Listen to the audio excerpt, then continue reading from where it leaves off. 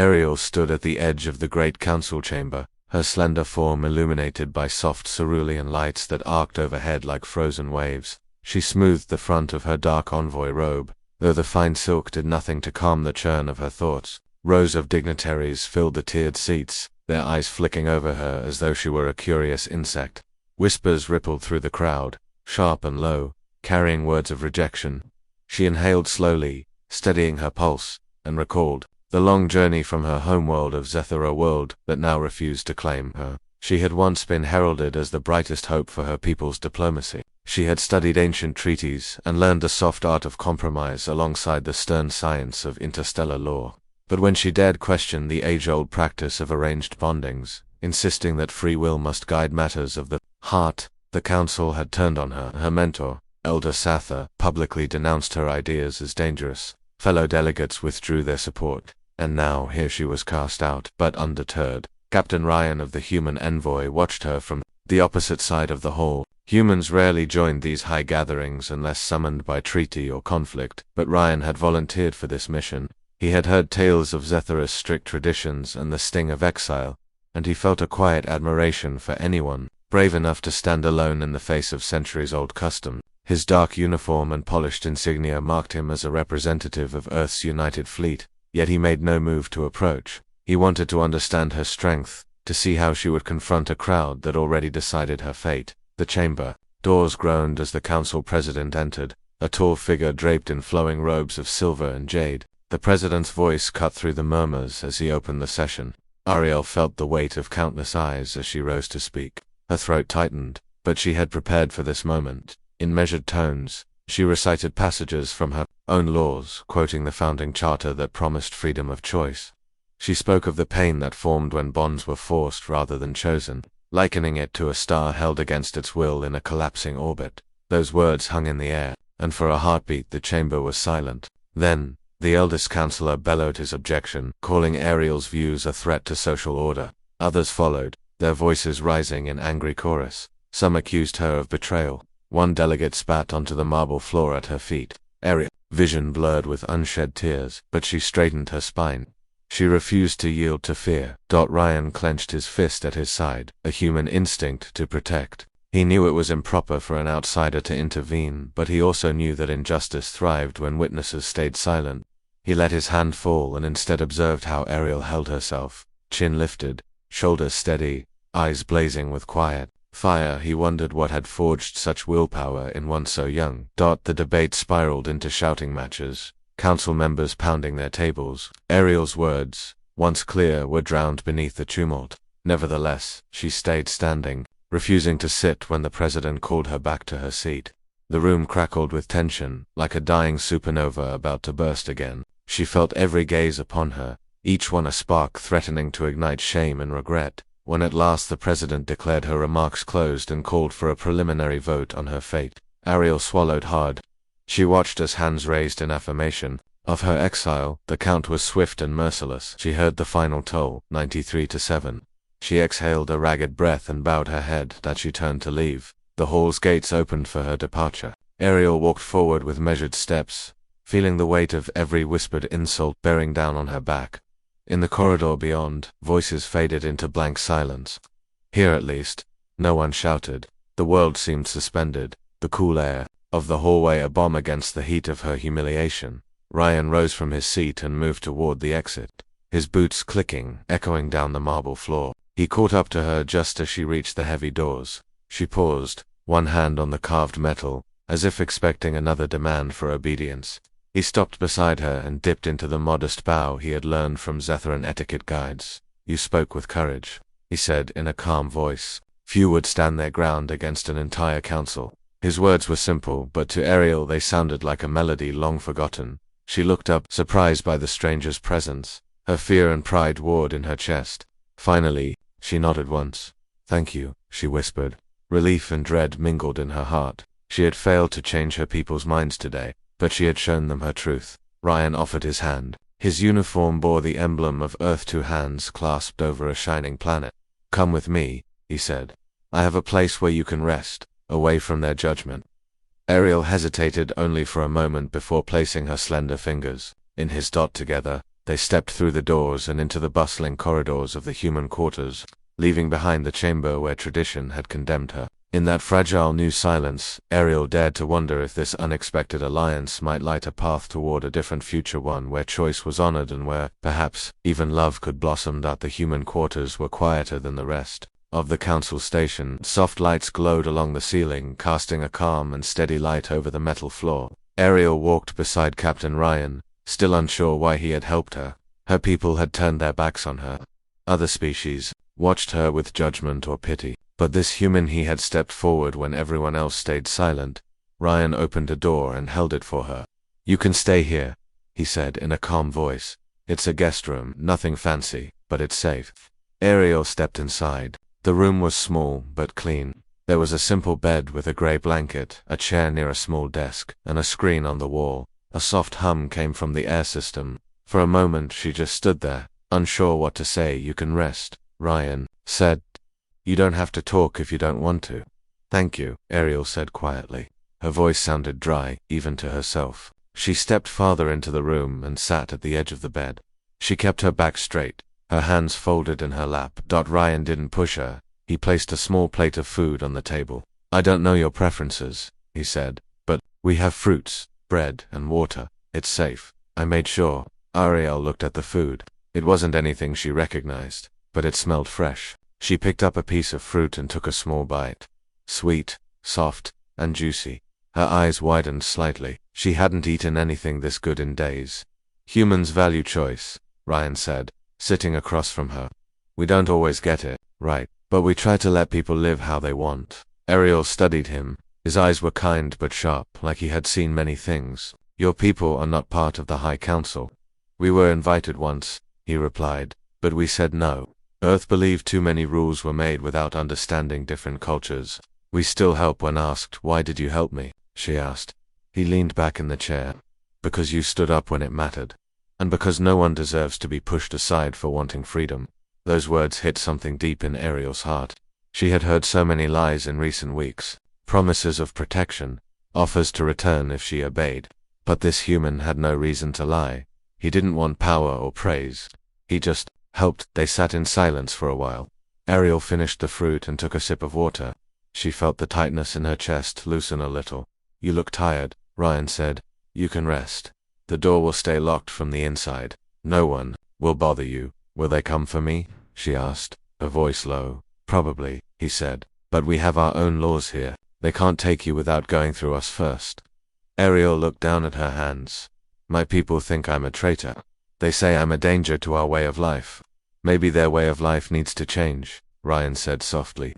"You're not the only one who feels this way. You just spoke first." Ariel blinked. Could that be true? Had her words reached someone? Or had she only made herself an enemy of everyone she once loved? "If they exile me," she said, "I will have nowhere to go." "Then you'll stay with us," Ryan replied. She looked at him again. He didn't smile. He didn't look for approval. He just said it, as if it was the most natural thing in the world. "Your people would accept me?" she asked. "Maybe not all at once," he admitted, "but we've seen worse. And we believe in second chances." Ariel stood slowly and walked to the window. Outside, stars moved slowly beyond the glass. So many worlds, so many lives. And yet, she had ended up here, speaking with a human she had never expected to meet. "Yup, very strange," she said without turning. Ryan chuckled. "We hear that a lot."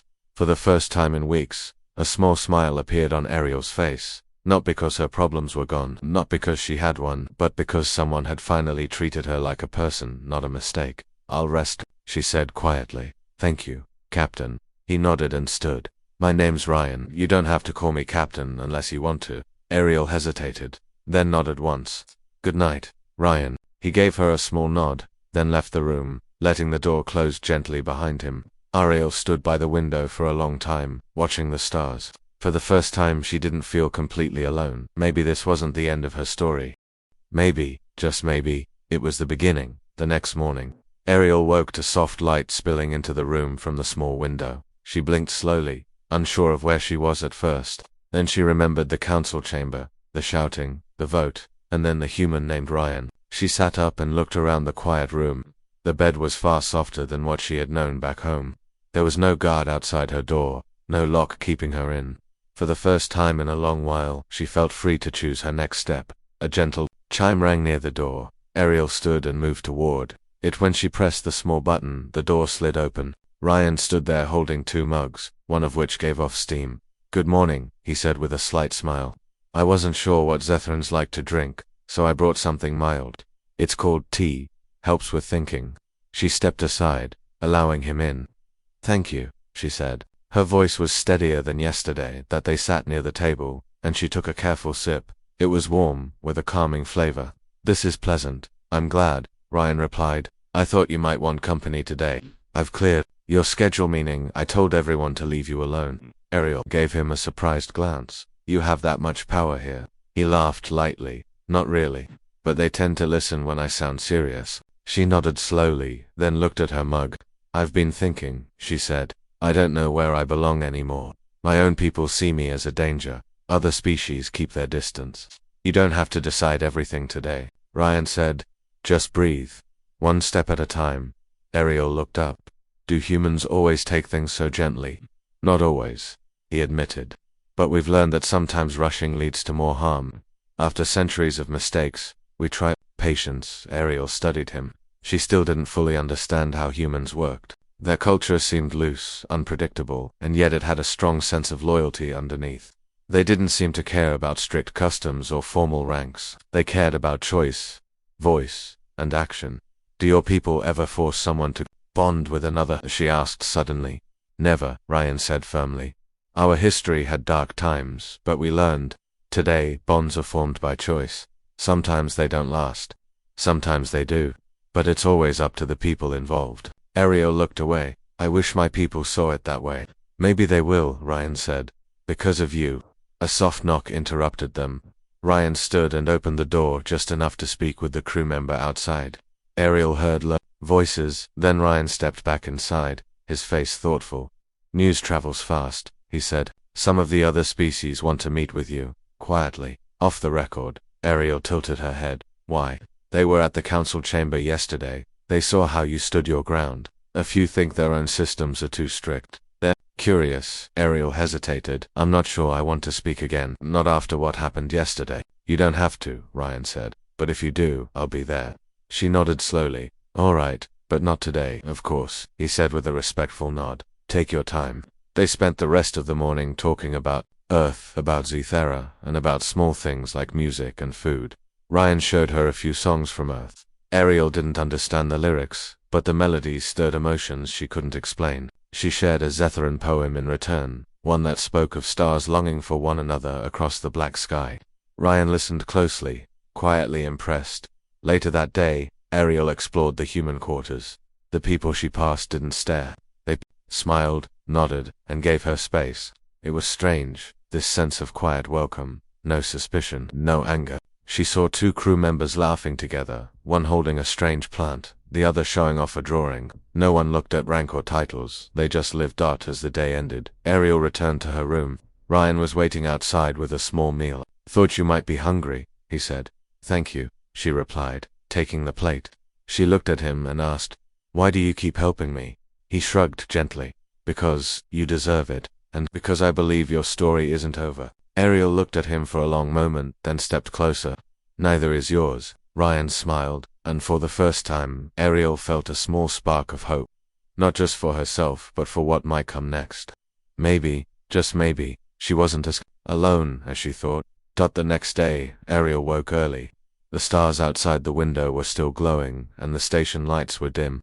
She sat quietly, her hands resting on her lap. For the first time in days, her mind was not full of fear. Instead, it was full of questions. What would happen now? Could she return to her people? Would she even want to? As she dressed in the simple clothes the humans gave her, a soft knock came at the door. It was Ryan again, holding a tablet and a curious look. "Morning," he said. "I didn't bring tea this time, but I did bring something important." Ariel nodded for him to come in. He placed the tablet on the table, and she joined him. On the screen were messages. Some were from other delegates, some from smaller planets. They all said the same thing: they supported her. Not openly, not yet, but they were tired of silence and fear. They wanted to talk, wanted change. They were watching that day, Ryan said. And something you said, it stayed with them. Ariel read one message slowly. We believed no one would dare speak. You gave us courage. She touched the words with her fingers. I didn't think anyone listened. Sometimes it takes one voice to start an echo, Ryan said. Ariel didn't smile, but a spark lit behind her eyes. I want to meet them, she said, even if it's in secret. We can make it happen, Ryan replied. But there's something else you need to know first. He showed her another message. This one came from Zethara's high command. They were not pleased. They had learned she was staying in human quarters. They accused her of shaming the council, again, and they had made their final decision: she was to be exiled to a desert moon. Permanently. Ariel looked at the message without blinking. Her heart beat slower, not faster. She had feared this day, but now that it was here, she felt strangely calm. So that's it, she said softly. Not quite, Ryan answered. They want to take you by force. Ariel looked up. They would break the station's laws for that. They're sending a team, he said.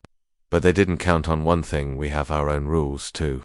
What will happen if they come? Ryan leaned forward. We'll protect you. We've already posted guards, but I need to ask you something. Ariel waited. If this becomes public, your story won't be quiet anymore. It will spread across every star system. They'll know what you stood for, and they'll know where you are. Ariel thought for a long time. Then she said, then let them know. I won't hide anymore. Ryan nodded with pride. We'll stand beside you. Later that day, in a quiet chamber far from the main council, a small group of delegates met with Ariel. They came from different species, some with scales, some with feathers, some with skin like stone, but they all shared something now. They all wanted a better way. They had questions, they had fear, but they also had hope. Ariel listened. She spoke with kindness but with strength. She didn't ask them to fight their people. She only asked them to listen to their own hearts, to think of their sons and daughters who would one day be told who to love, what to believe, and who to be. We don't have to follow broken steps just because they've always been there, she said. We can build new ones. When the meeting ended, one delegate reached out and gently touched her shoulder. You speak like a leader, he said. Ariel shook her head. I speak like someone who was tired of being silent. The next day, the Zetheran retrieval team arrived. Their ship docked at the edge of the station, cold and sharp like a blade. Ryan met them at the bay doors with 3 of his officers. Ariel stood behind him, calm and ready. We are here for the traitor, one Zetheran officer said. She's not a traitor, Ryan replied firmly. She's a guest under our protection. This is a Zetheran matter. Not anymore, Ryan said. She's chosen to speak, and many are listening. A silent pause filled the space. The Zetheran team looked at Ariel. She didn't flinch. You may return home, she said quietly, and tell them this. I will not be silent. I will not hide, and I will not walk alone. The officer frowned, but turned. This isn't over, he said. No, Ryan said. It's just beginning. As the Zetheran ship left the station, news spread. Word of the confrontation reached every corner of the council. Some cheered, some feared. But one thing was clear: the silence had been broken. And Ariel, once alone, now had the stars watching. News of Ariel's defiance and the failed Zetheran retrieval spread like fire through every corridor, across every communication line, and into every chamber of power. Some delegates were shocked, others were impressed, and many who had once stayed silent were now curious. Messages poured in. Some offered support, some warned of danger, and others asked just one thing: what would she do next? Ariel sat beside Captain Ryan in the human briefing room. The screen in front of them showed a list of names. 20 delegates from different planets wanted to meet her. They didn't speak for their governance, not yet, but they wanted to hear her ideas. Her voice had grown louder, not because she shouted, but because people were now listening. You started something, Ryan said, and they're watching. Ariel's eyes didn't leave the screen. I didn't plan for this. That's usually how it begins, Ryan replied. She turned to him. What if I fail? Then at least you tried. And trying in front of the galaxy, that takes more strength than most have. Ariel took a breath. She didn't feel strong, but she felt ready. They entered the meeting room a few hours later. It was a quiet place, tucked deep within the human sector. The delegates arrived one by one, nervous, careful, but respectful. Some kept their hoods up, others avoided eye contact. Ariel greeted each of them with the same quiet nod. When everyone had taken a seat, Ryan stood to speak. Thank you for coming. This isn't an official council session. This is a conversation. You are not here as leaders of systems, you're here as individuals. He stepped aside, and Ariel walked to the center. I'm not a politician, she said softly. I'm not a hero. I was just tired of being told who I could be, and when I finally spoke up, my people turned against me. The room stayed quiet. No one interrupted. But I'm still standing, she continued, and I've learned something men of you feel the same. You've seen your people live in fear of choices, fear of punishment, fear of freedom. One delegate shifted in her seat. She was from a desert world where marriages were arranged by family council. She raised her hand. But if we allow freedom in bonds, won't it break tradition? Ariel nodded yes. But traditions should serve the people, not control them. And not all traditions are wrong, only the ones that harm. Another delegate, older and more cautious, leaned forward. What are you suggesting? A new law? Not yet, Ariel said. Laws come later. I'm asking you to listen to your people. Ask them how they feel. Ask them what they want. And when you return to your homeworlds, don't speak for me. Speak for yourselves. A quiet murmur moved through the room. Not fear, thought Ariel. Had planted something deeper than protest. She had planted questions that after the meeting, Ryan walked with her back through the halls. They passed other humans, engineers, and scientists, some of whom nodded at her with quiet respect. How did it go? Ryan asked. Better than I expected, she replied. But this is just talk. It could still fall apart. It could, he said, or it could grow. Ariel looked out a window as they walked. Ships passed slowly, blinking lights moving like tiny stars. It's strange, she said. I used to believe my life would follow a straight path. Education, service, bonded union, quiet respect. Now that path is gone. Ryan stopped walking and looked at her. You made a new path. That's harder, but it's yours. Ariel turned to him, her eyes, usually calm, held something more, something unsure, but real. Why do you keep saying things that make me feel like I can do this?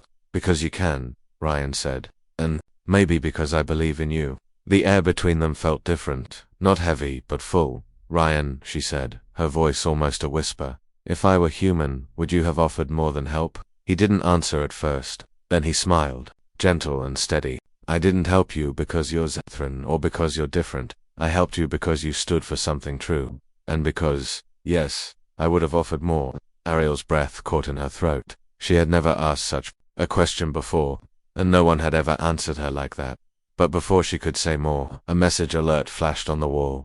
Ryan stepped forward and opened it. His face turned serious as he read. What is it? She asked. The Zethran High Council is calling for a galaxy-wide vote, Ryan said. They want to make your exile permanent across all systems. If that happens, no world will accept you. Ariel stood still for a moment. The walls felt closer, but Ryan looked back at her. We can fight this.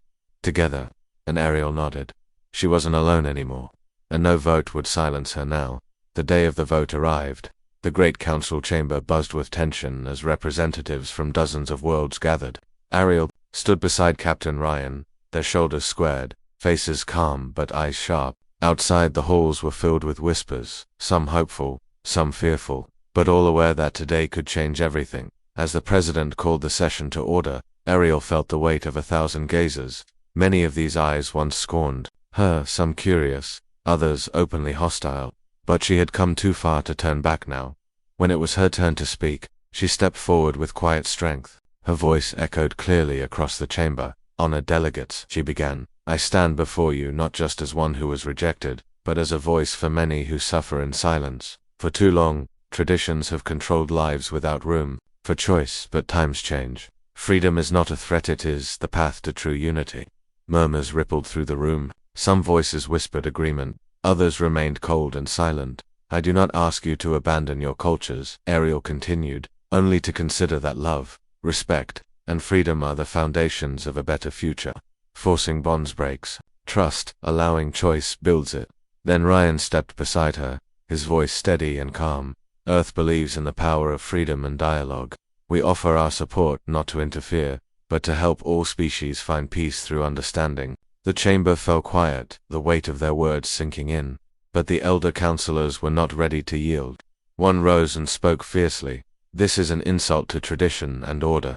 To change now is to invite chaos. A heated debate began. Voices raised, some pounding on desks. The chamber seemed to tremble with old fears battling new hopes. But among the younger delegates, hesitation grew into courage. More hands rose in support of Ariel's call. Whispers became conversations. The council was dividing. The president called for a vote. Hands lifted slowly, some steady, some shaking. The final tally came in. a narrow victory for change. A cheer rose quietly from those who supported freedom. Ariel felt tears sting her eyes, but she held her head high. This was just the first step, but it was a step toward a better galaxy. Outside the chamber, Ryan smiled. You did it. Ariel nodded. We did it, together. As the crowd dispersed, a young delegate approached her hesitantly. Your courage changed minds today, he said. I want to learn more about your people, your ideas. Ariel smiled gently. And I want to listen. We are all learning. That night, in the quiet of the human quarters, Ryan and Ariel shared stories and laughter. The weight of the day lifted, replaced by hope and new beginnings. Ariel knew the road ahead would be long and difficult. Old habits died slowly, but for the first time, she believed that freedom and choice could win, and beside her, a human who had stood by her side, reminding her that sometimes, the greatest strength comes from standing together. The stars outside shone brighter, as if celebrating the dawn of a new era. The days after the vote were filled with change. Whispers of Ariel's courage traveled across systems, inspiring others to question old rules.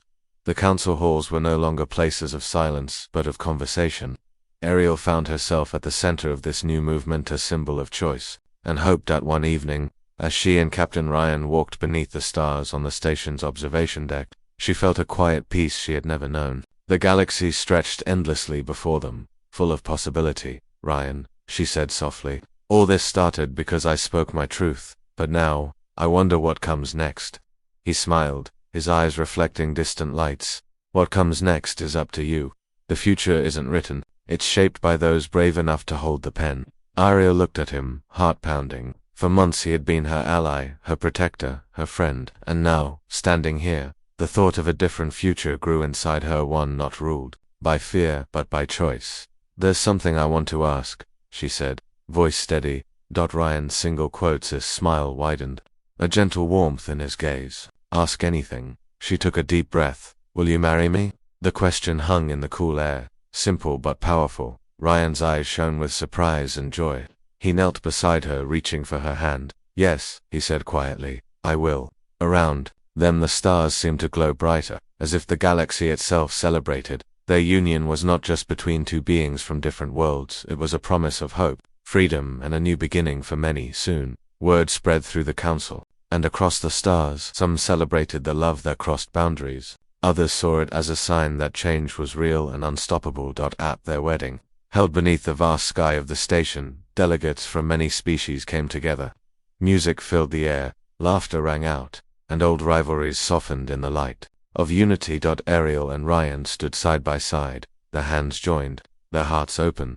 We may come from different worlds, Ariel said during the ceremony, but love is a language we all understand, and freedom is the home we build together, Ryan added. As they exchanged vows, the galaxy watched, a reminder that even in the darkest moments, courage and love could light the way. And so, their story became legend, not just of a rejected alien and a human captain, but of a galaxy transformed by the simple power of choosing one's own path. The future was theirs to write, together.